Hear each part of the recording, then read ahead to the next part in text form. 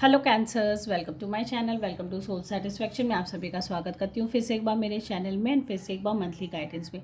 तो आज हम लोग जो देखने वाले हैं वो एक जनरल रीडिंग है, कलेक्टिव गाइडेंस है मेरे सारे व्यूवर्स के लिए। तो इस वीडियो को एंड तक ज़रूर देखिएगा। अगर आप कनेक्ट होते हो, रेसोनेट होते हो तो मुझे कमेंट सेक्शन में ज़रूर बताइएगा। साथ ही साथ अगर अभी तक आपने फॉलो नहीं किया तो फॉलो कर लीजिए। एंड आज हम लोग जो देखने वाले हैं वो मैरिड कपल्स वालों के लिए रीडिंग। तो जितने भी लोग हैं कैंसर सनशाइन वाले की, अगर वो मैरिड हैं तो फर्स्ट ऑफ ऑल उनके पार्टनर की, स्पाउस की, जीवन साथी की, लाइफ पार्टनर की करंट एनर्जीज हम लोग चेक करेंगे। नेक्स्ट हम लोग चेक करेंगे कि ओवरऑल आप लोगों का मैरिड लाइफ इस मंथ कैसा रहने वाला है, नवंबर मंथ की कैसी एनर्जीज है, क्या क्या डिवाइन हमें गाइडेंस देना चाहते हैं, कुछ अपकमिंग न्यूज़ आपके लाइफ में आने वाली है। तो ये सारी एनर्जीज हम लोग चेक करेंगे। तो अपने डिवाइनल एनर्जी से कनेक्ट हो जाइए एंड चलिए देख लेते हैं डिवाइन हमें क्या गाइडेंस देना चाहते हैं। तो डिवाइन गाइडेंस ये जितने भी कैंसर सनशाइन वाले हैं, अगर उनकी शादी हो चुकी है तो उनके पार्टनर की करंट एनर्जीज क्या, उनके लाइफ पार्टनर की, स्पाउस बोल लीजिए, लाइफ पार्टनर बोल लीजिए, हस्बैंड वाइफ, मतलब ओवरऑल कोई जेंडरनेस बायसनेस नहीं है। तो देख लेते हैं कि ओवरऑल क्या एनर्जी से। देखिए एक कार्ड जो जंप होके आया है वो 8 ऑफ वॉन्ड्स का है। बहुत ही ब्यूटीफुल चीज़ है, बहुत ही ब्यूटीफुल कार्ड की एनर्जीज है कि सब कुछ बहुत ही फास्ट पेस में हो रहा है। कोई भी चीज़ आप लोग के रिलेशनशिप को अफेक्ट कर रही है, अच्छी कर रही है, वो सारी चीज़ें बहुत ही हाई पेस में चल रही। जो नेक्स्ट कार्ड जंप्ड आउट हो गया है वो ये है 8 ऑफ स्वॉर्ड्स। कहीं ना कहीं इस रिलेशनशिप में, इस मैरिड लाइफ में आप ट्रैप्ड फील हो रहे हो, या आपके पार्टनर की जो करंट एनर्जीज मुझे मिल रही है कि वो इस रिश्ते से कहीं ना कहीं खुश नहीं है। ठीक है, जो एनर्जीज मैं देख पा रही हूँ कैंसर्स, हो सकता है आपके स्पाउस, आपके पार्टनर इस रिश्ते से फ़िलहाल खुश नहीं है। बहुत ज़्यादा अपने आप को ट्रैप्ड महसूस करते हैं। कभी कभी लगता है कि उनको बहुत ज़्यादा कंट्रोल किया जा रहा है, बहुत ज़्यादा डोमिनेट किया जा रहा है। किंग ऑफ वॉन्ड्स की भी एनर्जीज़ है, तो यहाँ क्लियर इंडिकेशन है कि बहुत ज़्यादा डोमिनेशन हो रहा, बहुत ज़्यादा कंट्रोलिंग एनर्जीज़ है, जिसकी वजह से वो अपने आप को बहुत ज़्यादा कॉम्पैक्ट बंधे हुए महसूस करते हैं।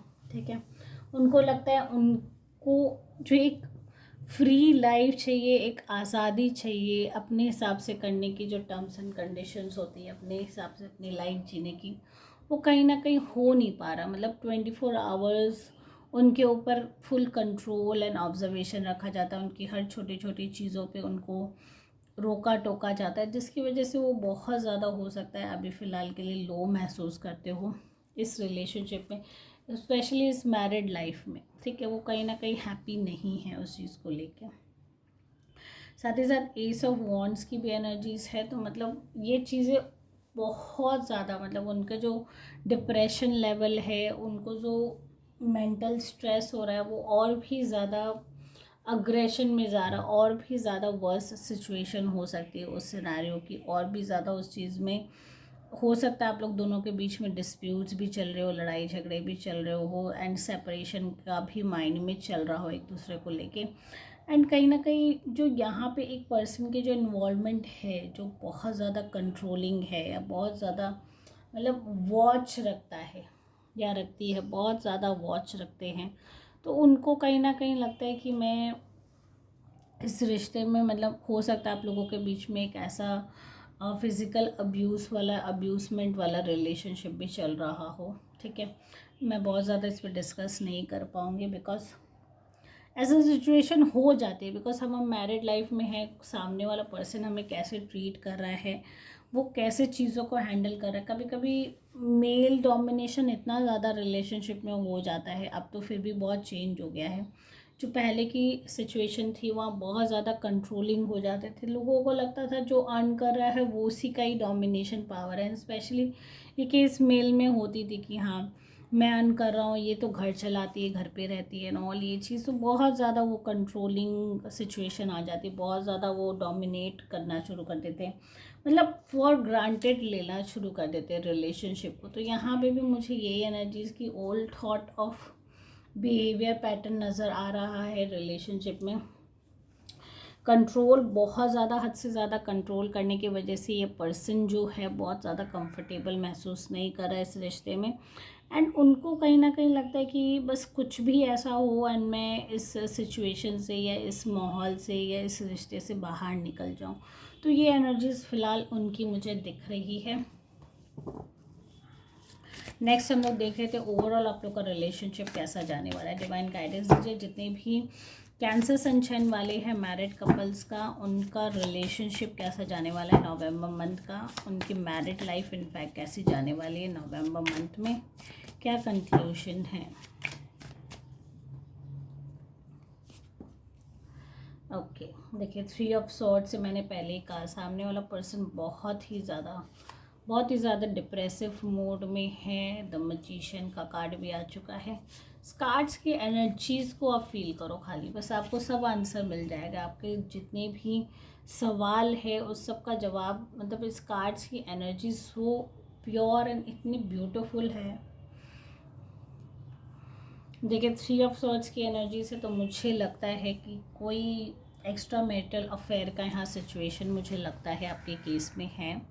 ठीक है, टू कीप एन आई। और ये हो सकता है कि आपको इतने टाइम से पता ही नहीं था वो चीज़ चल रहा है एंड सडनली अभी आपके नॉलेज में वो चीज़ आई है, तो वो एज अ शॉक आई है, एज अ मतलब आप एक्सपेक्ट नहीं कर पा रहे हो, आप उस चीज़ को जल्दी से मतलब एक्सपेक्टेशंस मोड में नहीं आ रहे हो। एंड साथ ही साथ आपके पार्टनर बहुत ही ज़्यादा मैनिपुलेटर लग रहे हैं इस सिचुएशन में। वो बहुत टाइम से आपको मैनिपुलेट कर रहे थे क्योंकि उनको डिवाइनल एनर्जीज उतनी ज़्यादा स्ट्रॉन्गर मिल रखी है कि वो कोई भी सिचुएशन में आपको मैनिपुलेट कर जाए या कोई भी हालात में आपका दिमाग डाइवर्ट कर दे।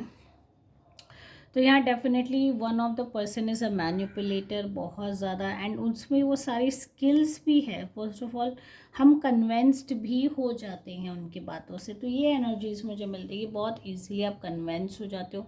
वो इतने टाइम से जो आपको धोखे पे रख रहे थे कि वो आपके प्रति फेथफुल है, आपके प्रति ट्रस्टवर्दी है, आपको ही अपना सब कुछ मानते हैं, एंड कहीं ना कहीं आपका वो ट्रस्ट टूट चुका है। आपके सामने वो रियलिटी आ चुकी है आपके पार्टनर की, जिसकी वजह से आप कहीं ना कहीं बहुत ज़्यादा लो महसूस कर सकते हो सकता है फ्रिक्वेंटली आप लोगों के बीच में फ़ाइट भी हो। एंड थर्ड पर्सन का इंटरफेरेंस होने के वजह से भले ही उसकी प्रेजेंस फ़िलहाल के लिए उतनी ज़्यादा नहीं हो इम्पैक्टफुल, बट स्टिल मुझे लगता है कि उसके प्रेजेंस होने की वजह से आप लोगों के बीच में एक डिफरेंस आ चुका है। एक जो गैप होता है वो क्रिएट हो चुका है, क्योंकि कोई भी पर्सन जो आपको मैनिपुलेट कर रहा है वो बहुत हद तक आपको मैनिपुलेट नहीं कर पाएगा। कहीं ना कहीं तो उसकी रियलिटी सामने आएगी। तो इस मंथ मुझे लगता है कि उनके जो ट्रू कलर्स है या ट्रू चैप्टर है उनकी लाइफ का या ट्रू हिडन फैक्ट्स जो है वो आपको पता चल सकता है, एंड इसकी वजह से आप बहुत ज़्यादा लो महसूस कर सकते हो। ये एनर्जीज़ मुझे मिल रही है।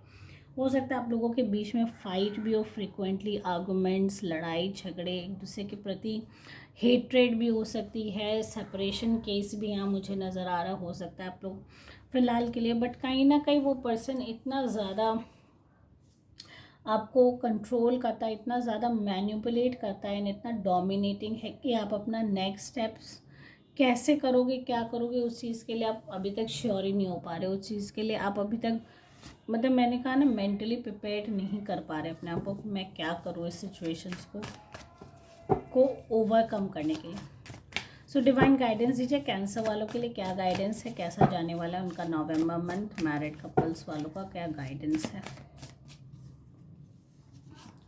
देखिए गाइडेंस की अगर बात करूँ तो हैंगमैन की एनर्जीज आ गई। क्लियर है कि अभी फ़िलहाल के लिए आपको कुछ भी नहीं समझ में आएगा। नवंबर मंथ ऐसी जाने वाली ऐसी ऐसी चीज़ें आपके सामने आएंगी जो आपके पूरे जो अस्तित्व है उसको हो सकता है थोड़ा सा ढिला दे, थोड़ा सा अपने आप में सेल्फ डाउट ला दे। एंड कहीं ना कहीं अब आप इस सिचुएशन को ओवरकम करने के लिए एकदम से स्पिरिचुअल जर्नी पे चले जाओगे, डिवाइनल से कनेक्टेड, एंड कहीं ना कहीं कई सवाल आपके मन पे चलेंगे कि मैं क्या करूं, मैं ऐसा क्या करूं। मेरी सारी सिचुएशन अप्स एंड डाउन्स हो गई, जो नॉर्मल लाइफ, जो इजी फ्लो लाइफ हमारी चल रही थी, एक दूसरे के साथ जो हम लोग हैप्पी मोमेंट बिता रहे थे या जो भी हमारी लाइफ में चल रहा था, वो इतना वर्स्ट नहीं था जो इस मंथ आके इतना ज़्यादा सिचुएशन कॉम्प्लिकेटेड हो गई है। तो फ़िलहाल की गाइडेंस यही है कि आप स्पिरिचुअल जर्नी में चले जाओ, थोड़ा सा डिवाइन से कनेक्ट हो, उनसे आप अपनी सारी चीज़ें खुल के बात करो, एंड कहीं ना कहीं कोई ना कोई सोल्यूशंस या कोई ना कोई हेल्प ज़रूर मिलेगी। साथ ही साथ सरेंडर हो जाना ही फ़िलहाल के लिए, मतलब रिएक्ट नहीं करना आपको, कुछ भी जो चल रहा है उसको चलने दीजिए। आर्ग्यूमेंट्स, फाइट से आप कुछ भी विन नहीं कर पाओगे, इनफैक्ट आप सब चीज़ों से हाथ धोना पड़ेगा आपको, ठीक है। तो फिलहाल के लिए एकदम काम, कूल, कंपोज्ड होना होगा, सरेंडर कर दो अपनी सारी जितनी भी चीज़ें हैं। अच्छा मोमेंट था डेफिनेटली, बट अभी जो फ्रेज है वो उससे ओवरकम करने के लिए आपको काम रहना पड़ेगा, कंपोज रहना पड़ेगा, इन चीज़ों को बहुत ही कूल तरीके से हैंडल करना पड़ेगा कि अपनी अपनी एक स्टैंड आपको लेनी पड़ेगी, अपनी एक तरीके से आपको जीना शुरू करना पड़ेगा, ठीक है। सो गाइस, अगर आप इस रीडिंग से कनेक्ट होते हो तो मुझे कमेंट सेक्शन में ज़रूर बताइएगा। साथ ही साथ अगर अभी तक फॉलो नहीं किया तो फॉलो कर लीजिए। And thank you guys for watching my video. Take care all, bye bye.